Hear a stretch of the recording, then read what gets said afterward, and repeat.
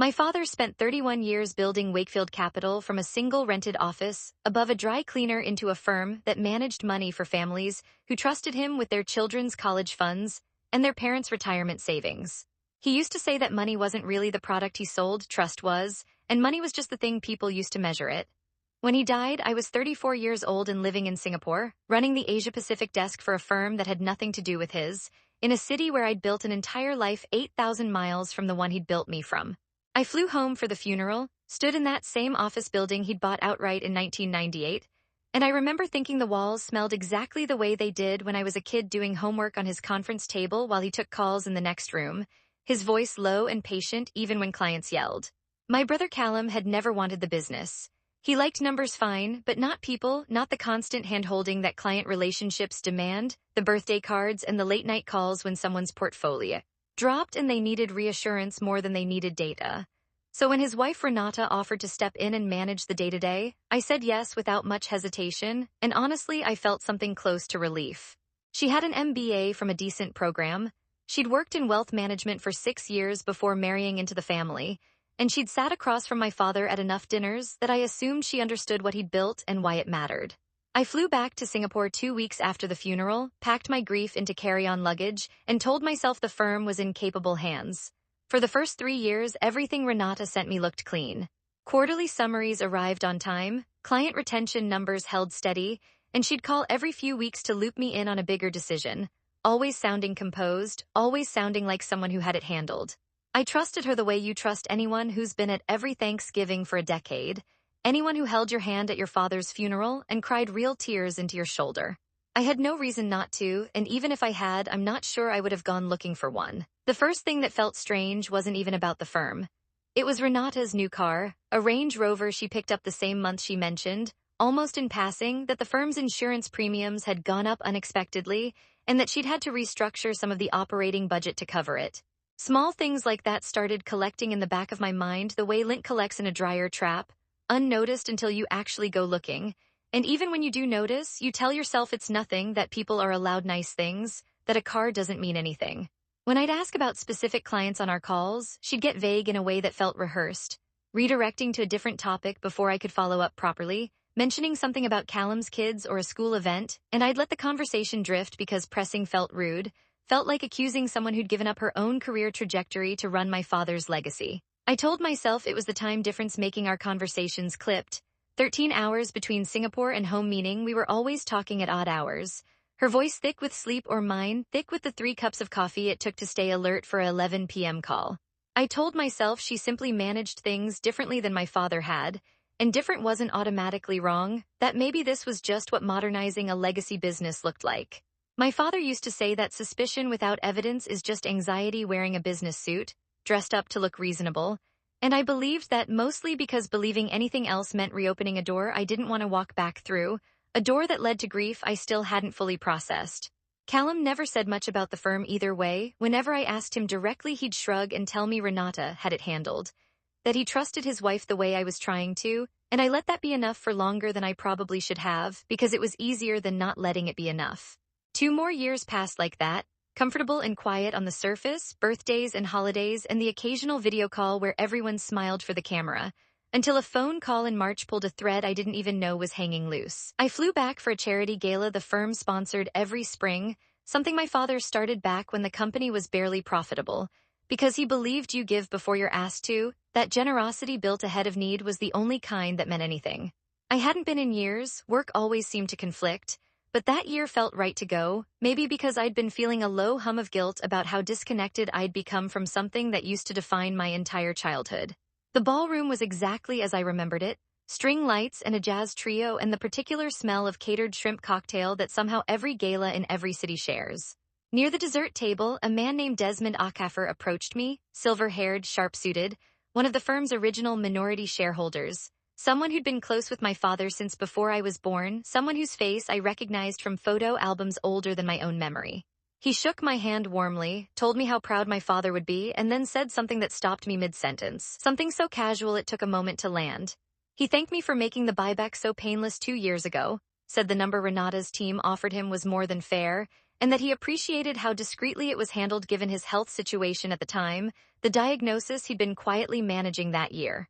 I smiled and nodded because that's what you do when your brain hasn't caught up to your face yet, when your mouth is still moving on autopilot while something colder settles behind your eyes. But inside, something had gone very still, very quiet, the way a room goes quiet right before a storm hits. There had been no buyback, not one I'd approved, not one I'd even heard mentioned, not in any call, any email, any summary Renata had ever sent me. I excused myself 2 minutes later, told Desmond I needed to find the restroom, and instead walked straight out to the parking garage where I sat in my rental car for a long time, hands on the wheel, engine off, before I could make myself drive anywhere at all. I didn't confront anyone that night.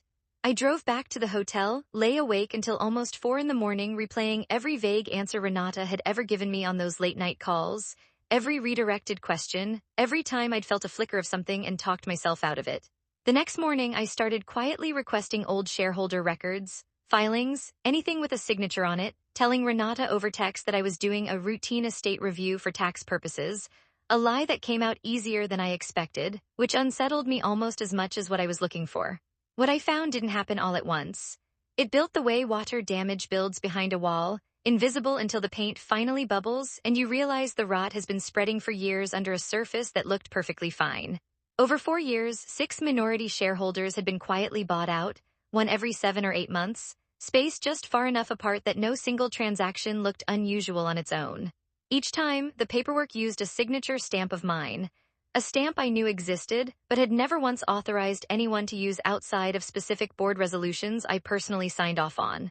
The buyback prices were consistently lower than fair market value, sometimes by 12%, sometimes by nearly 20%, and the difference, the actual value gap between what shareholders received and what their shares were genuinely worth, had been funneled through a consulting entity called Marrow Advisory Group, registered under Renata's maiden name with an address that traced back to a UPS store 2 towns over. It wasn't a fortune stolen in one dramatic swing, no single number big enough to trip an alarm. It was patient, methodical, built one uncomfortable phone call and one forged signature at a time, exactly the kind of theft that survives because nobody's watching closely enough to notice a slow, steady leak in a foundation everyone assumes is solid. I didn't call Renata first. I called our family's original attorney, a woman named Patricia Alsobrook who'd known my father since before the company existed, since he was drafting his first client contracts on a typewriter in that same rented office above the dry cleaner. I asked her to walk me through what I was looking at without editorializing, without softening it for me, because I needed facts before I let myself feel anything. Once she confirmed what I already suspected in my gut, laid it out in the flat, careful language lawyers use when something is very bad, I asked Callum to meet me alone, no wife, no kids, just the 2 of us at the old office on a Sunday when the building was empty except for a security guard who nodded us in without asking questions. I laid it out plainly on our father's old desk. No accusations, just documents, page after page of signatures I never made and dollar amounts that didn't add up. He went quiet for a long time, staring at the papers without really reading them anymore, the kind of quiet that tells you someone already suspected something was wrong and had been choosing not to look either, because looking would have meant doing something about it. When we finally confronted Renata together that evening, she didn't deny it outright, which somehow felt worse than if she had. She said the firm owed her more for the years she'd sacrificed managing something that was never technically hers, that raising 2 kids while running quarterly reports and client calls deserved compensation nobody had ever offered her directly, that she'd simply taken what she felt she'd earned instead of waiting to be given it. I didn't raise my voice. I told her as calmly as I could manage that taking what you feel entitled to quietly without asking, without anyone's knowledge or consent, has a name and it isn't compensation. We didn't drag it through a courtroom, not because she didn't deserve consequences, but because my father built that firm on discretion, on the quiet trust of families who never wanted their finances discussed in public, and I wasn't going to let its final chapter become tabloid material for people who never knew him and never would. We settled privately through Patricia's office over several tense weeks of negotiation. Renata stepped away from any role at Wakefield Capital permanently, signed an agreement barring her from ever working in a fiduciary capacity again, and the consulting entity was dissolved with full repayment structured over 3 years, secured against assets she couldn't easily hide. Callum and Renata separated not long after, the marriage buckling under a weight it apparently couldn't survive once the secret was gone, though I try not to take satisfaction in that. Even when some quiet, unkind part of me does, some part I'm not particularly proud of but won't pretend doesn't exist. I moved back from Singapore 8 months later, gave up an apartment I'd loved and a career I'd built from nothing, and took over the firm myself, not because I ever planned to, not because it was some lifelong dream I'd been suppressing, but because I finally understood something my father used to say that I never fully appreciated until I lived through the wreckage of ignoring it. Trust isn't a policy you set once and forget. He told me once, back when I was 22, and didn't understand why he still personally reviewed every account even after hiring people he trusted completely. It's something you have to keep checking on, gently, consistently, the same way you'd check a foundation for cracks before you assume the whole house is still standing exactly the way you left it years ago. I run the firm differently now, not out of paranoia, but out of the kind of attention my father modeled his whole career.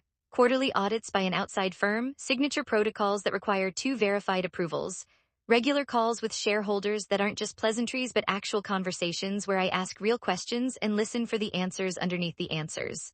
Desmond still comes to the spring gala every year, and every year he thanks me, half joking now, for finally explaining what really happened with his shares, for making it right the second time properly. Callum and I are closer than we've been in years, oddly enough, grief and betrayal having stripped away whatever distance used to sit between us. And some nights, closing up the same office my father worked out of for 3 decades, I think about how easy it would have been to never find out, to keep flying home for holidays and video calling on birthdays, while something quietly hollow grew underneath everything I thought I understood. I don't know if that would have been a kinder life, but I know it wouldn't have been an honest one, and my father, whatever else he was, always chose honest over easy, even when easy was sitting right there waiting to be taken.